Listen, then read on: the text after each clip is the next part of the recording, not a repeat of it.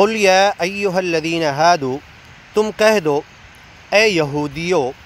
ان زعمتم، اگر تم گمان کرتے ہو، انکم اولیاء،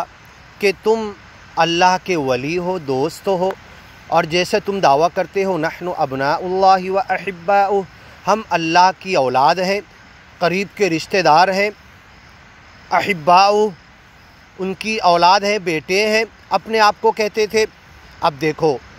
یہودیوں نے، عیسائیوں نے، وقالت الیہود عزیر ابن اللہ، یہودیوں نے کہا کہ عزیر اللہ کے بیٹے ہیں،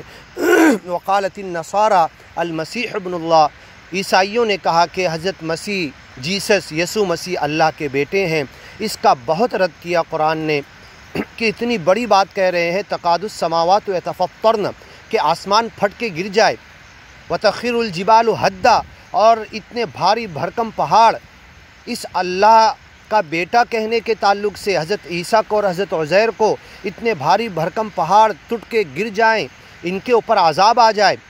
اور جگہ جگہ اس کا جواب دیا گیا۔ لیکن جب انہوں نے کہا کہ نحن ابناء اللہ، ہم سب اللہ کی اولاد اور بیٹے ہیں، وَأَحِبَّاؤُهُ، اس کے رشتہ دار ہیں، تو اس کا کوئی زیادہ رد نہیں کیا گیا، صرف اتنا کہہ دیا گیا بل انتم بشر ممن خلق، تم بھی ویسے ہی انسان ہو جیسے دوسرے انسان ہیں۔ یہ کیا مطلب؟ نبی کو اللہ کا بیٹا کہا گیا، حضرت عزیر اور حضرت عیسیٰ کو، تو اس کا جواب رد کیا گیا کہ نہیں، وہ نہیں ہے اللہ کے بیٹے۔ یہ فرق اس لیے ہے کہ نبی کو وہ حقیقی نطفے کا، جیسے کسی کی اولاد دنیا میں ہوتی ہے ویسا سمجھ رہے تھے، اور اپنے آپ کو ابناء اللہ و احباؤہ جو کہتے تھے، صرف اس انداز سے کہتے تھے کہ ہم اللہ کے چہیتے ہیں، ہم اللہ کے پسندیدہ ہیں۔ اس حساب سے اولاد اور اپنے آپ کو رشتہ دار کہتے تھے، نرینہ اولاد نہیں کہتے تھے اپنے آپ کو۔ یہ مطلب صاف تھا، الفاظ وہی ہیں، تو اللہ نے اس کا بہت سختی سے رد کیا، حضرت عیسیٰ اور حضرت عزیر کو بیٹا بولنے کا، اور یہ خود اپنے آپ کو پورے یہودی عیسائی نحن، ہم سب کے سب اللہ کے بیٹے جب کہے، تو اس کو صرف سمپل جواب دیا بل انتم بشر ممن خلق، جیسے ہر انسان کا حساب کتاب ہوگا، مالک کے سامنے کھڑے کیے جائیں گے، ہر انسان کو کھڑا کر کے جنت اور جہنم کا فیصلہ کرے گا، تمہارے ساتھ بھی وہی ہوگا، کوئی الگ سلوک نہیں ہوگا تمہارے ساتھ، تم کوئی چہیتے اور رشتہ دار نہیں ہو، یہ جواب دیا گیا۔ اور حضرت عزیر اور حضرت عیسیٰ کو جب اللہ کا بیٹا کہا گیا تو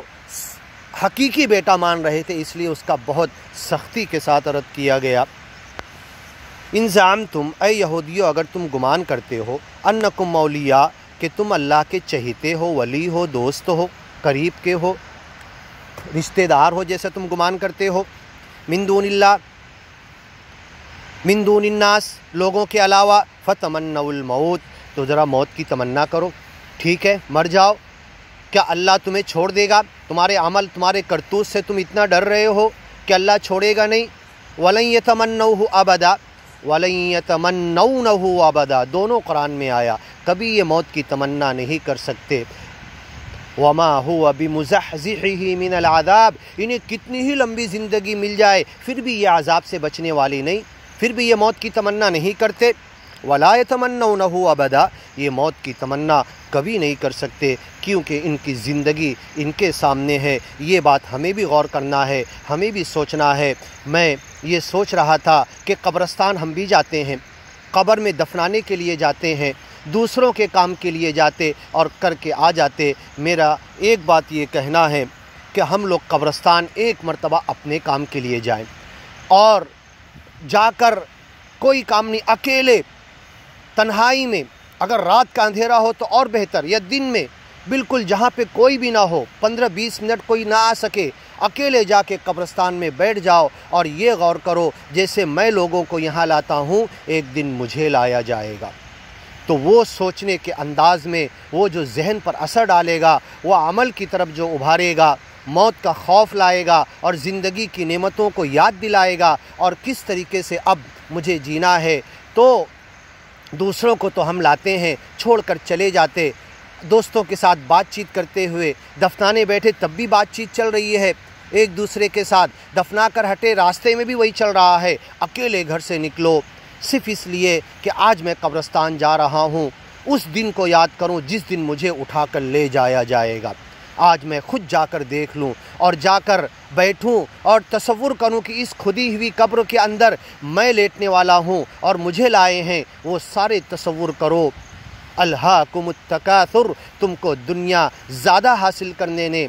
غفلت میں ڈال دیا، حتی زرتم المقابر، یہاں تک کہ تم قبروں تک پہنچ جاؤ گے، یہ غفلت تمہاری ہٹنے والی نہیں۔ وَيُلْهِهِمُ الْعَمَلُ، تمہاری تمناؤں نے تم کو غفلت میں ڈال دیا۔ تو جا کر قبرستان میں کسی ایک مرتبہ زندگی کے ایک موقع پر 15-20 منٹ نکال کر اکیلے جا کر بیٹھ جاؤ اور غور کرو، جیسے میں لوگوں کو لاتا ہوں کاندھے پر اٹھا کر، ایک دن مجھے لایا جائے گا اور پھر میرے ساتھ کیا ہوگا۔ انشاءاللہ اس کا بہت فائدہ ہوگا۔ میری یہ ریکویسٹ ہے، درخواست ہے کہ ایک مرتبہ کر کے دیکھیں ایسا کہ گھر سے نکلیں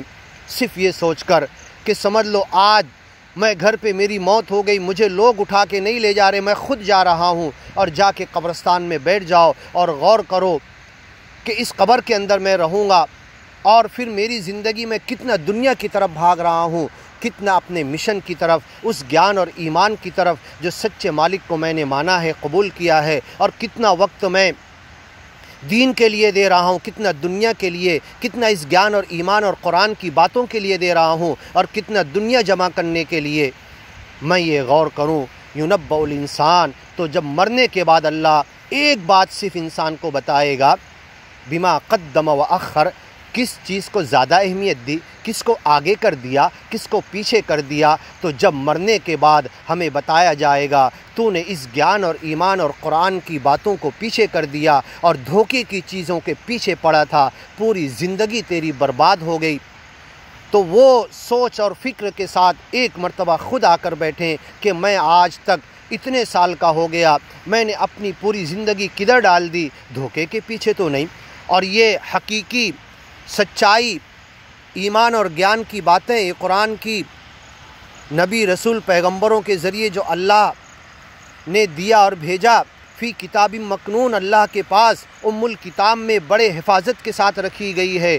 کتنی اہم بات ہے کہ قرآن اور تقدیر کی باتوں کو،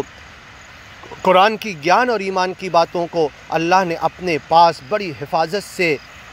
لدینا فی ام الکتاب، لدینا ہمارے پاس رکھی ہوئی ہے، مکنون، بڑے سجا کر، بڑے حفاظت کے ساتھ، اس کی بڑی ریکھ دیکھ کرتے ہوئے اس چیز کو اللہ نے ہمیں دیا، اور اس کی ہم کوئی قدر نہیں کر رہے، نہ اس کے پڑھنے کی قدر کر رہے، نہ اس کے سمجھنے کی، نہ اس پر چلنے کی، عمل کرنے کی، نہ اس کی طرف دنیا کو بلانے کی۔ کتنی بڑی بدقسمتی ہے، اللہ ہمیں توفیق عطا کرے۔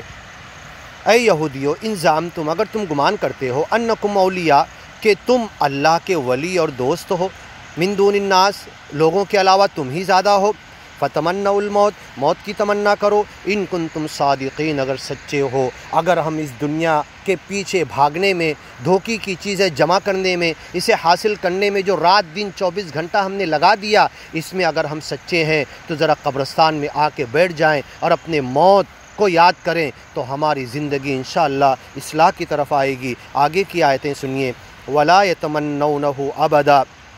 یہ کبھی موت کی تمنا نہیں کر سکتے، بما قدمت ایدیہم، جو کچھ ان کے ہاتھوں نے کمایا، یہودی اور عیسائیوں کے۔ اور اگر ہم بھی اس آیت پر دیکھو تو نعوذ باللہ پورا اترتے ہیں۔ آج اگر کہہ دیا جائے آج تیری موت کا وقت ہے، تو میں نے آج تک آخرت کے لیے کچھ نہیں کمایا۔ تو اسی طریقے سے ایک صحابی نے جب اللہ کے رسول صلی اللہ علیہ وسلم سے سوال کیا، متی الساعہ، یہ قیامت کب آئے گی؟ تو اللہ کے رسول نے کہا کہ تیاری کیا کی ہے اس کی؟ تیاری مکمل رکھ، چاہے جب قیامت آ جائے، چاہے جب موت آ جائے، تو میں اپنی موت کی تیاری رکھوں۔ میں کب قیامت اچانک بغتہ آنے والی ہے، اچانک آنے والی، میں قیامت کی تیاری رکھوں۔ لیکن جو کچھ ان کے ہاتھوں نے آگے بھیجا ہے، یُنَبَّأُ الْإِنسَانُ يَوْمَئِذٍ بِمَا قَدَّمَ وَأَخَّرَ، یہاں پر بھی ہے بِمَا قَدَّمَتْ أَيْدِيهِمْ، جو کچھ ہم نے آگے، جس کو زیادہ اہمیت دی، جس کو پریورٹی دے رہے، جس کی طرف دن رات لگے ہوئے، اور موت تک کے حقیقت کے لیے وقت دینے کا، اسے آگے کرنے کا موقع نہیں آتا، اسے ہم نے مؤخر کر دیا۔ یُنَبَّأُ الْإِنسَانُ يَوْمَئِذٍ بِمَا قَدَّمَ وَأَخَّرَ، اور کس چیز کو پیچھے کر دیا؟ اس کی پرواہ نہیں کر رہا۔ واللہ علیم بالظالمین، اور اللہ جانتا ہے ظالموں کو۔ آگے کی آیتیں سنیے آگے کی ویڈیو میں۔ قل ان الموت الذی تفرون منہ